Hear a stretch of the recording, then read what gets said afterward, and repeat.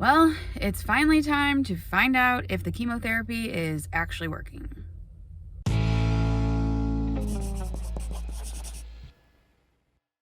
Welcome to Crocs at the Mayo Clinic. I'm Jessica. And I am Brian.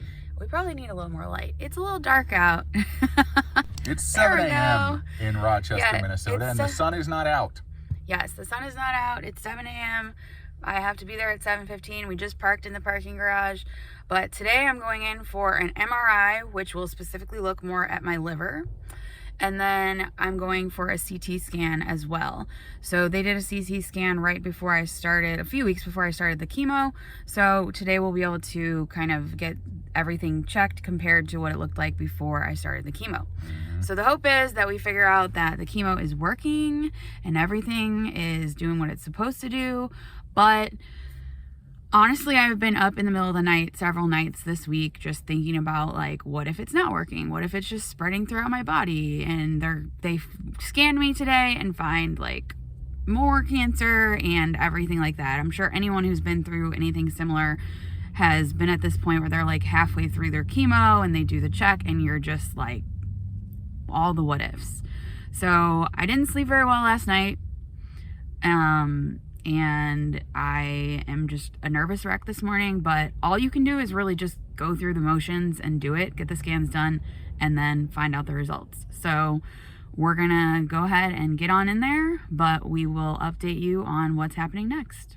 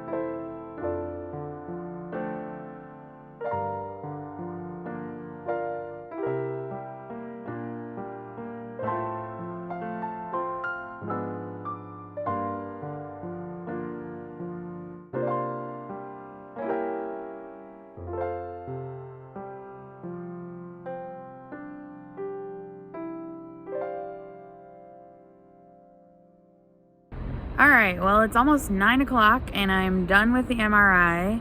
It's a little bit chilly out here, but we're outside. You can see the buildings of Mayo Clinic surrounding us. It's kind of cool. But we came outside because it's a little bit, less, there's no people out here because it's cold, because people are smart and they're inside. Anyway, that was interesting. I've never had an MRI done before. I've only had the CT scans, and the MRI is definitely a bit more involved. I feel weird. I feel a little bit weird. I don't know. Just laying in that little tunnel for like 40 minutes or something, whatever it was. And then they make you like hold your breath and like take a breath in, hold your breath. Like, I mean, it must have been at least 40 times that they made me do that. And then there's all these weird noises and beeping, but they do give you ear protection and everything like that. The only things I could think of when I was in there was, well, at first I was trying to count the number of beeps until they would tell me to release my breath, but then it kept changing anyway. And then during the one time, it was like almost like rocking, like knocking kind of, and a bunch of noises for like, I don't know, 5 minutes, what it felt like. Probably was like 2 minutes. And all I could think of is if Brian was in there, he'd just be like counting how many beats or something, because Brian's a drummer, so he'd be like he'd be like it would be, I don't know, and it was just funny. And then yeah, it was just interesting, but I'm just I don't know. I'm really nervous about the results. As I'm laying there, I'm like, what if they're like looking at it and they're like, oh my gosh, look at all this cancer in there. Like, I don't know. Anyway, yeah, that's where my brain goes. So now we have a little bit of a gap, so we're gonna just hang out for a bit, and then at 10:15 we have to go to the CT scan.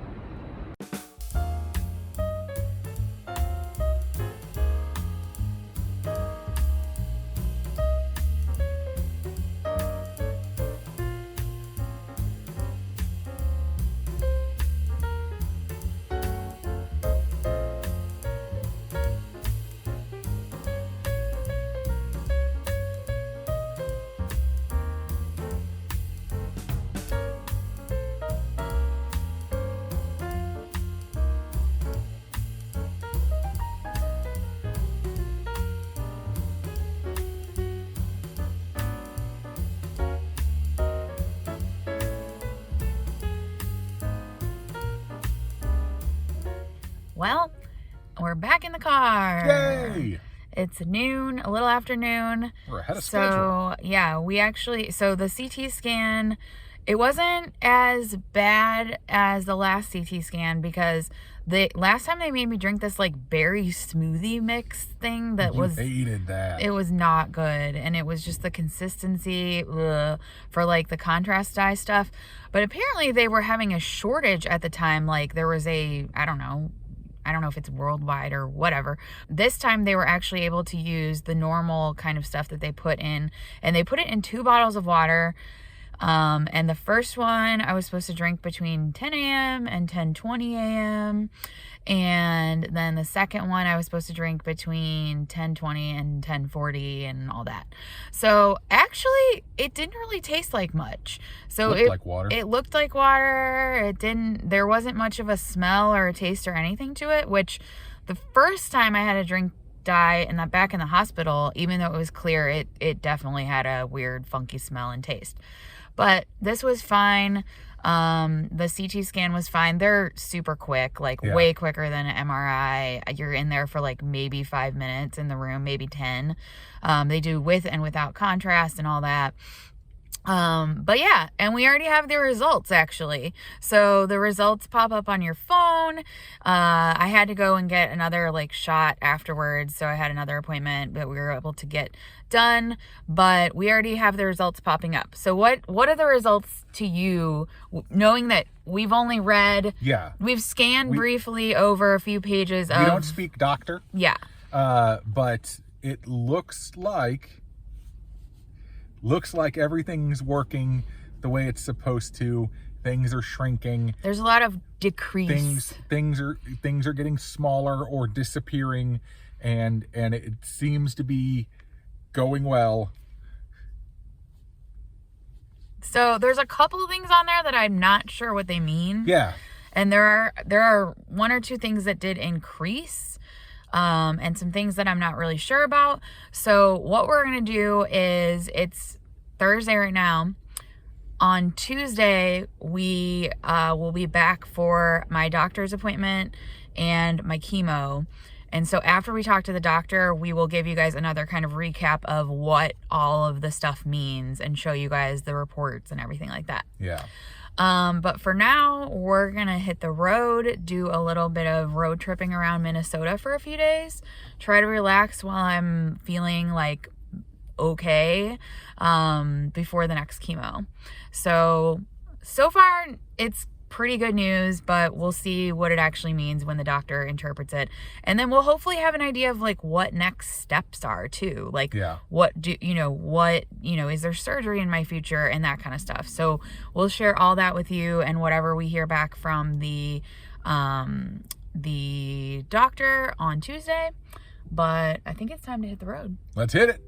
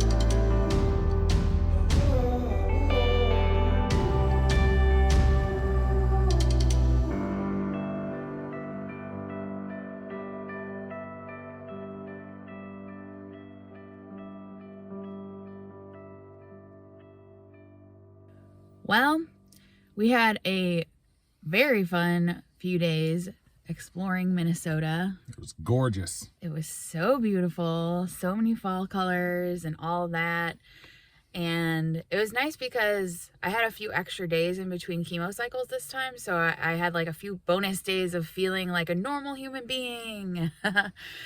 But now it's time to jump right on back into reality. We're back in Rochester and we're heading off to Mayo Clinic. Today is the appointment. In about 20-30 minutes we'll be talking with the doctor to go over my scans and find out like how they feel like everything's going. So we're heading over there to do that, and then I go right into chemo. So just a nice little weekend, and then just right on back into that hard reality. But here we're going. I'm trying to have like a really positive attitude today. I'm trying really hard. Although right before we left, I was like, I don't want to go. But I'm trying to be positive. So, yeah, so we'll probably check in with you later today to let you know how the scans and everything like that went. But for now, let's go. We're waiting for the doctor. I don't know why I'm so nervous. Yeah, I don't know either. Like, you definitely are giving off nervous vibes. It's just like, I don't know, going over the scans and like, I always have so many questions and I don't know, like, my brain's all over the place and I don't know, I'm just nervous. I'm just trying to keep myself busy by answering comments on YouTube. But this is the room. So far, yeah, this is the room we are meeting the doctor in. This isn't the chemo room. But yeah, we're just waiting around, and then hopefully get some questions answered, get some facts, and then we can tell you guys all about what is actually happening. Okay, today has been a very long day. We got up at 6 in the morning so we could get Jessica to the Mayo Clinic so she could get blood work done. And then afterwards we had our meeting with the doctor. And then after that, immediately after that, we had to go and start treatment number 4 of chemo. And so we are finally done with that. And we are back at the Airbnb. And we figured we would kind of wrap this video up and talk about what the doctor actually said. Now, I know it kind of looks like we're somber right now, but in fact, we're just tired. It's just, well, I'm also about to cry, but yeah. It's that, but you know, it's just been an emotional day all around. But the one thing that I think that we need to talk about, obviously, is what the doctor said as far as what the test or scans showed. And it's kind of what we were hoping for, is that the chemo is working. The chemo is killing whatever cancer that's inside of her, that's there. And stuff is getting smaller, stuff is being treated. And the doctor said that it's an absolute win. Yeah, he said we should be celebrating, but this, of course, was after we had this really long conversation where we asked him a lot of questions about the future and what could potentially happen next after chemo and what that looks like, and that all kind of puts me in a really emotional state. So, like, it's nice to say, like, oh, I've done 4 chemo treatments of the 6, so it's like 4 down, 2 to go, but, like, that's just the beginning. That's just like phase 1 of this attack on the cancer. Like, he called it the first line. The first line. Like, that's just the basic first thing that they would do for this cancer. But I still have such a long fight ahead in so many years. Hopefully I have years. You got years. But those years will be filled with, you know, tests and scans and worries to see if stuff has come back. It's interesting because we talked a lot about,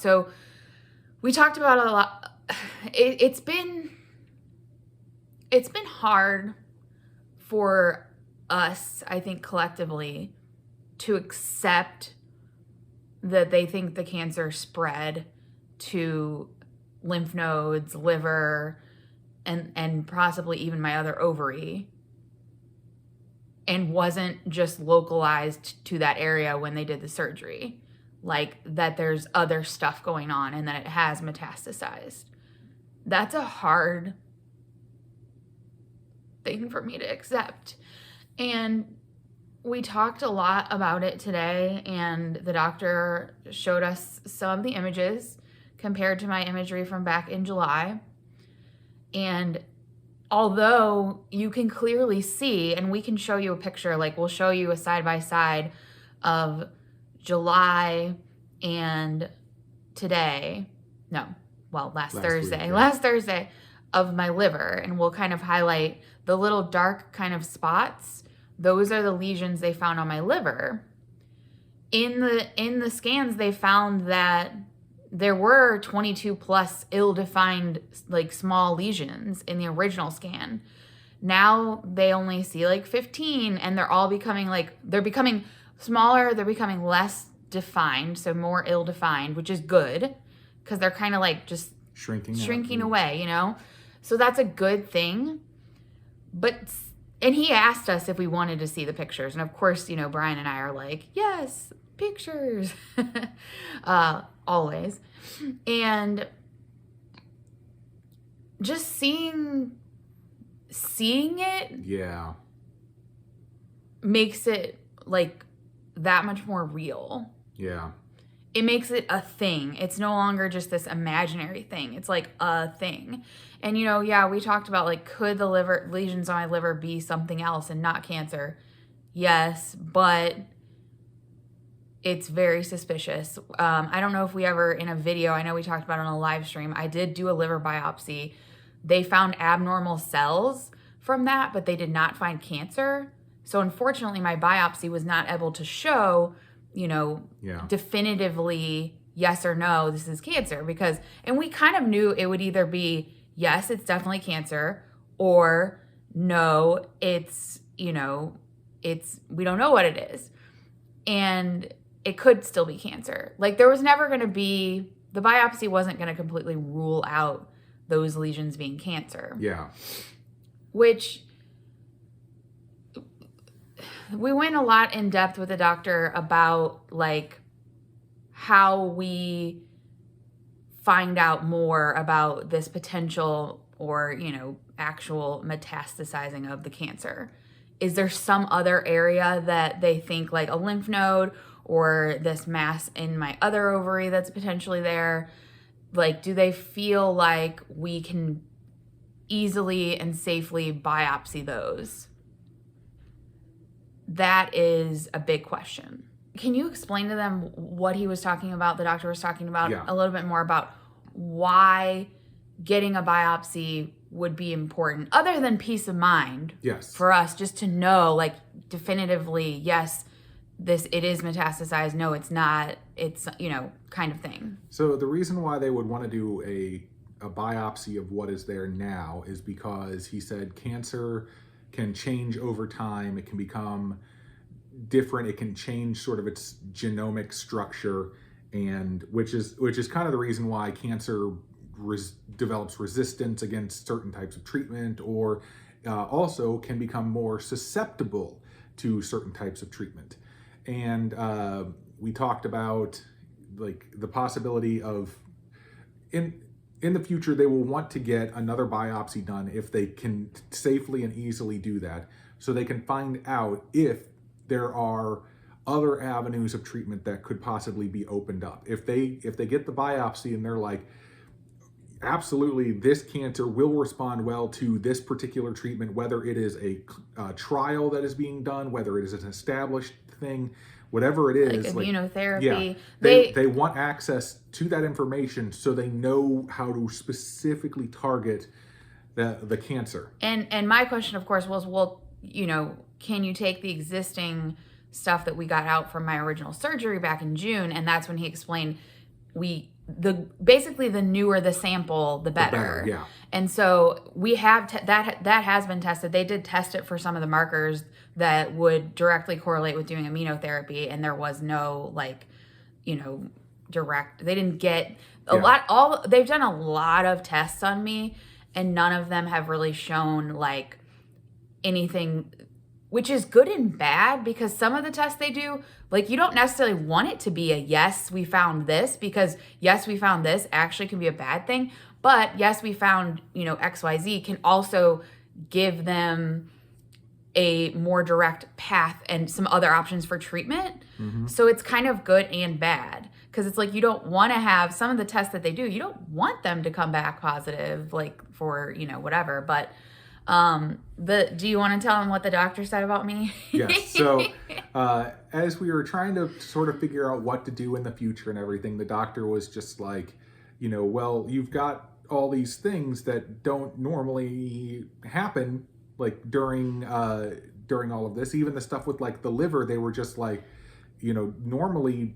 endometrioid cancer doesn't spread to the liver. Like, that's just completely like, they out don't of the blue. expect it. They don't expect the cancer that I have to have spread. Like, they weren't expecting to see that. Yes. And so the doctor was explaining all of this, and he goes, everything about you is rare and weird. And I told him, I immediately was like, I want to get that on a t-shirt right now. Like, I actually love that, because I'm rare and weird. I have a little thing that's in my purse that's a Paddington Bear thing that says, like, a rare sort of bear. And, like, I think it's good, and I think weird is a good thing. But he was obviously talking about, like, my cancer and me as a person. But it applies. It does apply, which I take as a compliment.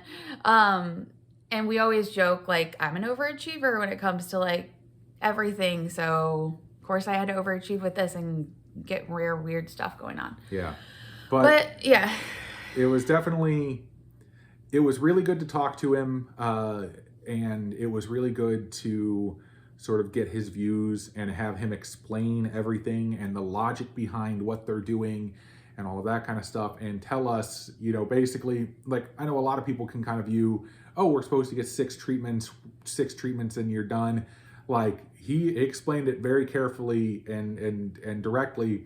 This is the first line of attack. This isn't the last line of attack. Yeah. That there are more lines that they want to do. He was talking about immunotherapy for second line, and even some other stuff, and potentially more chemo. Yeah. But he did say 9, maybe 12 would be like the max that they would do, I think. Yeah, it was definitely 9. 9 for sure. Like 12 seemed like yeah. He said maybe 3 more, so 9 total. If they think that will help, but like, he definitely was like, they're not just like, let's just keep doing chemo. Like, he definitely was like, there's other things we can do. And when I asked him, so what does this look like? Like, what typically happens in these situations of what you're looking at? And he said, obviously everyone is so different. He said that some people will go through the chemo, it will get rid of all the cancer, and then the cancer just never comes back. Yep. That's a rare percentage of people, but I'm rare. I'm a rare bear. So they're fine. But then, there's people who it slowly like kind of grows back, and then there's people who it just like rapidly comes back. And so we don't know. The way he put it is, he's like, I can't tell you what end of that spectrum you're going to end up on. Like, we don't know. Yeah. And so, but he was very, very, it was very, very good appointment.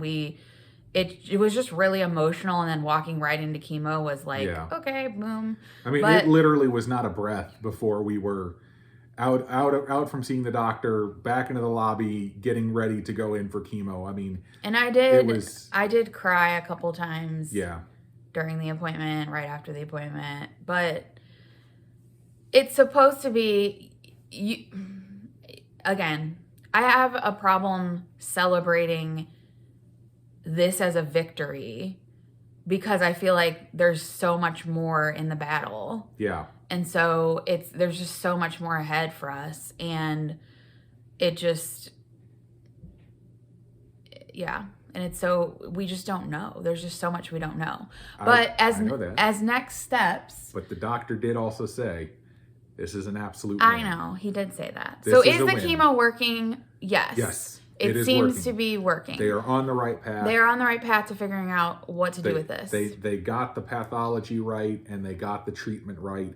and everything seems to be progressing nicely. So next steps, I asked him, I'm like, is there anything else I can be doing? Should I be asking more questions? Should I be seeing more doctors? What should I be doing? And, you know, other than obviously I'm also working with an integrative oncologist on like what I eat and doing all that kind of, you know, other stuff. But he said it's really on them to, they're going to have the radiologist review some of my earlier CT scans before the ones that they did at Mayo.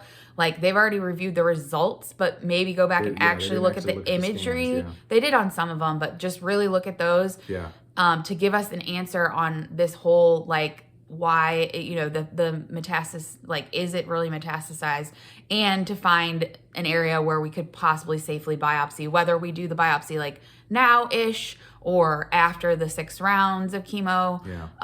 But to find another area, since the liver biopsy didn't really tell us anything. So that's kind of what we got for this one.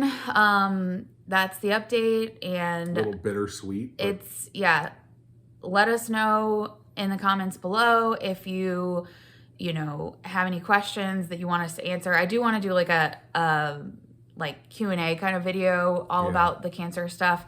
So if you have any questions about what I'm going through, please post them below and we'll answer them in an upcoming Q&A video. But other than that, I subscribe to the channel if you haven't already, so you can keep following everything that we're doing, and as this all progresses, click the bell that's right next to that button and you will get notified whenever we post a new video. Definitely follow us on social media, Facebook and Instagram, and you can see even more updates of what we are actually doing throughout the week and everything, and seeing just whatever it is that we happen to be doing at that time. But I think that's all I got. That's definitely all I got. We will see you next time on Crocs in the Kitchen. Bye.